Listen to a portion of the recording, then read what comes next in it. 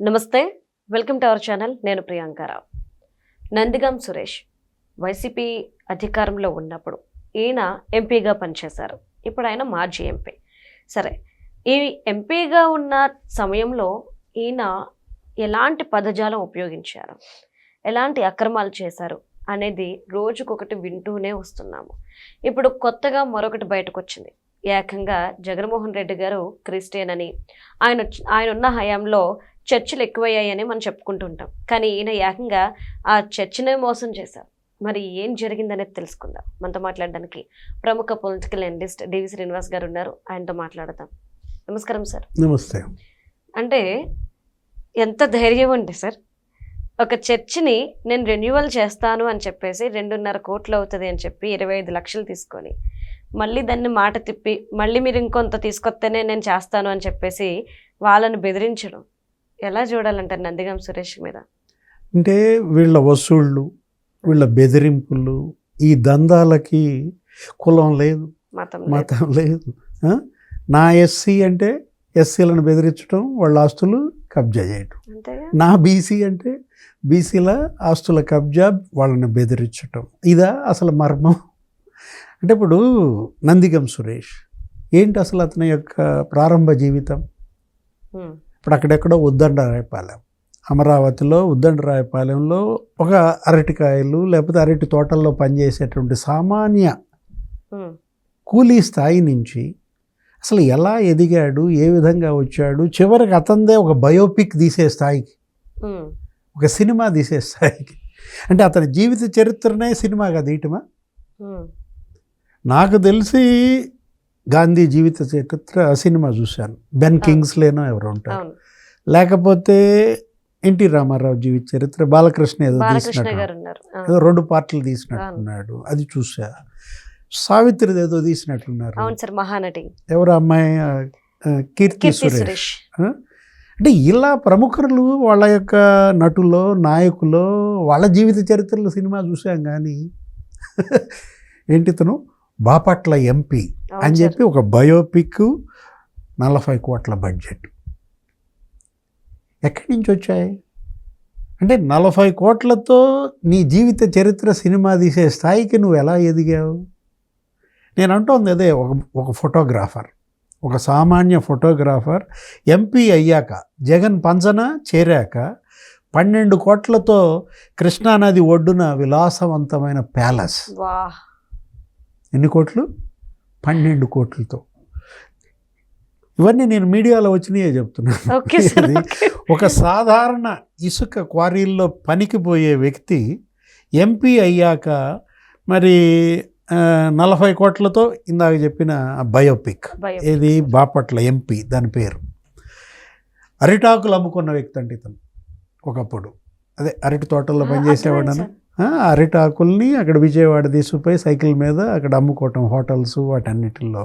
అలాంటి వ్యక్తి ఎంపీ అయ్యాక 4 ఆడి కార్లు. ఎన్ని? 4 ఆడి. రేంజ్ రోవర్ కార్లు 3, BMW 3. అంటే ఇక్కడికే 4, 3, 7, 3, 10 ఆడి లేకపోతే రేంజ్ రోవర్, BMW కార్లు ఎలా వచ్చాయి? ఇది జనం అడిగే ప్రశ్నలు వీళ్ళని. ఒక సాధారణ ఎంపీ ఇతను, సరే ఎంపీగా గెలిచావు, గెలిచిన తర్వాత సీన్ కట్ చేస్తే విజయవాడ గురునానక్ కాలనీలో ఒక డూప్లెక్స్ వచ్చేసింది. అంటే ఎంపీగా నీ జీతం ఎంత? డూప్లెక్స్ ఎట్లా? అంటే నేను అంటోంది అదే. బెదిరింపుల, కబ్జాల, వసూళ్ళ. ఇప్పుడు ఒక సాధారణ ఎంపీ హైదరాబాద్లో Rajendra Nagar outer ring road పరిధిలో 9 కోట్లతో 15 ఎకరాలు కొన్నాడు. ఎన్ని ఎకరాలు? 15 ఎకరాలు, 9 కోట్లు. అంటే ఔటర్ రింగ్ రోడ్ హైదరాబాద్లో ఇప్పుడు ఇసుక సెటిల్మెంట్లు. జగన్మోహన్ రెడ్డి ఓడిపోయాడు.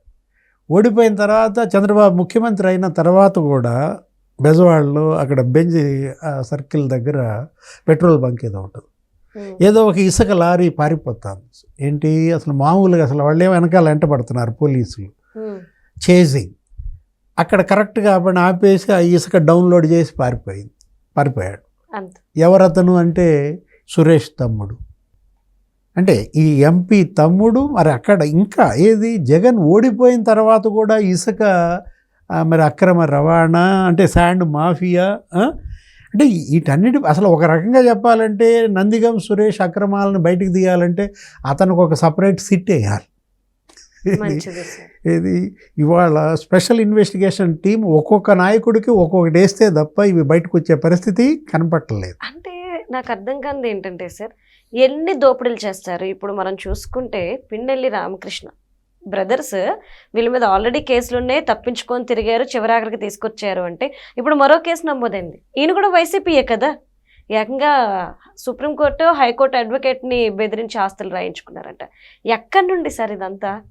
ఈరోజు తాజాగా వచ్చిన వార్త. ఇప్పుడు ఏంటి, అప్పటి డిఎస్పి ఎవరో పల్లం రాజు అంట, ఎవరో సిఐ ఎస్ఐ రామకృష్ణారెడ్డి తరఫున హైకోర్టు అడ్వకేట్ని బెదిరించి అతని ఆస్తులు వీళ్ళ పేరు మీద రిజిస్ట్రేషన్ కూడా చేయించినటువంటి ఆ ఘటనలో ఇవాళ ఆ డిఎస్పి సస్పెండ్. ఇప్పుడు అతన్ని అరెస్ట్ చేయడానికి ఇవాళ ప్రత్యేక బృందాలు వెళ్ళాయి అంటున్నారు. ఆ సిఐని వీళ్ళని. ఇప్పుడు పిన్నెల్లి రామకృష్ణారెడ్డి 2009లోనూ ఏమో బిగినైంది అతని రాజకీయ జీవితం. ఒక 3-4 సార్లు గెలిచాడు బై ఎలక్షన్లతో సహా. అంటే మొన్న జగన్మోహన్ రెడ్డి సీఎం కాగానే అతన్ని ఏదో చీఫ్ విప్ ఏదో చేశారు. అంటే మీరు అక్కడ అధికారాన్ని హస్తగతం చేసుకుని మొత్తం అక్కడ భూములన్నీ కబ్జా. ఇప్పటికి అతని పైన ఒక 18 కేసులు ఉన్నాయి. ఆ ఈవీఎం ధ్వంసం కేసు ఎన్నికల రోజే మీరు చూస్తుంటారు. ఏది అసలు ఈసీ ఫైర్ అయింది. అది ఆ కేసు పెట్టింది ఎవరు? తెలుగుదేశం జనసేన వాళ్ళు కాదు, సాక్షాత్తు ఎలక్షన్ కమిషన్ పెట్టిన కేసు.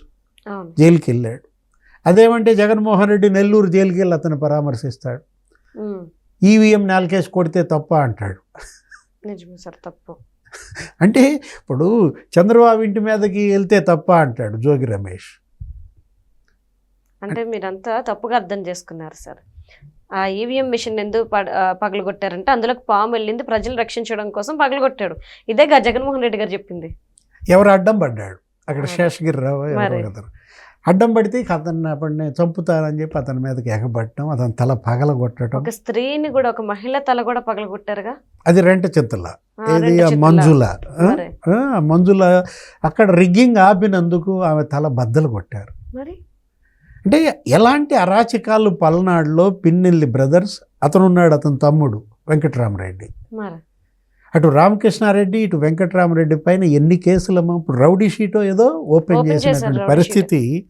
ఇవాళ ఇతను కనుక మనం మీడియాలో చూస్తే ఎవరు ఇప్పుడు పిన్నెల్లి రామకృష్ణారెడ్డి నీకు మాచర్ల మండలం నాగులవరం పంచాయతీ పరిధి విపి సౌత్ 400 ఎకరాలు ప్రభుత్వ భూమి ఆక్రమించారు. ఈనాడులోనూ నేను ఏబిఎన్లోనూ చూసి చెప్తున్నా నీకు. ఎన్ని ఎకరాలు? 400 ఎకరాల ప్రభుత్వ భూమి నాగులవరం పంచాయతీ పరిధిలో విపి సౌత్ అంట. వెల్దుర్తి మండలం కళ్ళగుంటలో 1500 ఎకరాలంట వాళ్ళ స్వగ్రామం కబ్జా. అంటే ఇప్పుడు మాచర్ల టౌన్లో నెహ్రూ నగర్ చెన్నకేశ్వర స్వామి మాన్యం భూములు, దేవాలయ భూములు, అవి ఒక 7 ఎకరాలు కబ్జా. నర్సరావుపేట రోడ్లో వెంకటేశ్వర స్వామి మాన్యం 2 ఎకరాలు. కొత్తపల్లి జంక్షన్లో 5 ఎకరాలు ఆక్రమణ. అక్కడ ఎవరో తెలుగుదేశం నాయకుడు బోస్, ఆ బోస్కు సంబంధించినటువంటి కోట్ల విలువైన భూములు కబ్జా. ఇంకొక ఆయన ఎవరు ఉన్నారు తెలుగుదేశం నాయకుడు వాసు. ఆ వాసుకు సంబంధించినటువంటి పెట్రోల్ బంకు, అతనికి సంబంధించిన ఆస్తులు బలవంతంగా ఏంటి రాంచుకోవటం, బెదిరించటం, ఇచ్చిన రేటుకి తీసుకుని వెళ్ళిపోవడం. అంటే ఎంత దమనకాండ జరిగింది ఆ రోజు. జగన్మోహన్ రెడ్డి ముఖ్యమంత్రిగా, రాజశేఖర్ రెడ్డి ముఖ్యమంత్రిగా. అసలు మాచర్ల మీదుగా ఒక లారీ వెళ్ళాలనుకో, ఏది ఒక గ్రానైట్ లారీయో లేకపోతే అక్కడ క్వారీస్ ఎక్కువ ఉంటాయి, ఈ లైమ్ స్టోన్ కానీ సిమెంట్ పరిశ్రమలు ఉంటాయి. ఆ ఊరి మీదుగా పోయే ప్రతి లారీ 12,000 ఇవ్వాలి. సార్ టోల్ గేట్కి అట్లకి కట్టడం కాకుండా ఈయనకి మళ్ళీ ఎక్స్ట్రా ఫీజు కట్టాలా? టోల్ గేట్కి ఎంత 100, 150 ఇచ్చుకుంటాం, 200, 300. కానీ వీళ్ళకి లోడుకు 12,000 ఇస్తే తప్ప లారీ మా ఊరి మీదుగా కదిలే ప్రసక్తే లేదు. ఇంకా నయం మా ఊరి మీదుగా ఫ్లైట్ హెలికాప్టర్లు వెళ్తున్నాయి, అవి కూడా డబ్బులు కట్టండి అనలేదు. విమానాలు హెలికాప్టర్ల దగ్గర అంటే వీళ్ళే ఒక అనధికార టోల్ గేట్స్ పెట్టారు. మరి ఎక్కడికక్కడ ప్రతి నియోజకవర్గంలో ఈ వైసీపీ ఎమ్మెల్యేలు వాళ్ళకంతటా వాళ్ళు ఒక టోల్ గేట్ పెట్టడం. ఇప్పుడు మీరు ఇందాక నందిగం సురేష్ బెదిరింపులు, లేకపోతే పిన్నెల్లి రామకృష్ణారెడ్డి ఈ దందాలు, అసలు ఏ పరిపాలనలో ఆంధ్రప్రదేశ్ 5 ఏళ్ళు ప్రజలు నరకం చూశారు. ఆ బోరగడ్డ అనిల్ అనేవాడు, ఓ అతను అంతే. అంతే ఏది ఇప్పుడు సురేష్ లానే అతను కూడా ఒక ఆ చర్చి నిర్వాహకుడిని బెదిరించి 25 లక్షలు 50 లక్షలు వసూలు చేసి జైలుకి వెళ్ళాడు. మనం చూసాం, మొన్న బయటకు వచ్చినట్టున్నాడు బోరగడ్డ అనిల్, అవును. కుంటుకుంటూ ఏదో నడుచుకుంటూ వెళ్తున్నటువంటి పరిస్థితుల్లో ఏ శిక్షలు వేస్తే వీళ్ళల్లో మార్పు వస్తుంది, ఏ చట్టం ప్రయోగిస్తే వీళ్ళు దారిలోకి వస్తారు, ఈ క్రిమినల్స్లో మార్పు తెచ్చేటటువంటి న్యాయస్థానాలు భారతదేశంలో ఉన్నాయా? అంటే ఇప్పుడు ఇవాళ ప్రజలే వీళ్ళల్లో మార్పు తీసుకురావాలి. ఇలాంటి వాళ్ళు రాజకీయాలకే అన్ఫిట్, అవును. ప్రజాప్రతినిధులుగా అనర్హులు. వాళ్ళు ఒకవేళ రేపొద్దున బీఫామ్ తెచ్చుకుని పోటీ చేసినా, డబ్బులు పంచినా వాళ్ళ తస్మాత్ జాగ్రత్త. రేపొద్దున వాళ్ళు కనుక గెలిస్తే మీ భూములు మీ కావు, మీ ఇళ్లల్లో మీరు అద్దెకి ఉండాలి, అంతే. వాళ్ళకి అద్దెలు కట్టాలా. ఆ పరిస్థితి మళ్ళీ ఆంధ్రప్రదేశ్ ప్రజలు తెచ్చుకుంటారా? చూడాలి. Beware of criminals. Right. ఇవాళ వైసీపీ క్రిమినల్స్ వస్తున్నారు, జాగ్రత్త. Right. Thank you so much sir. నమస్తే.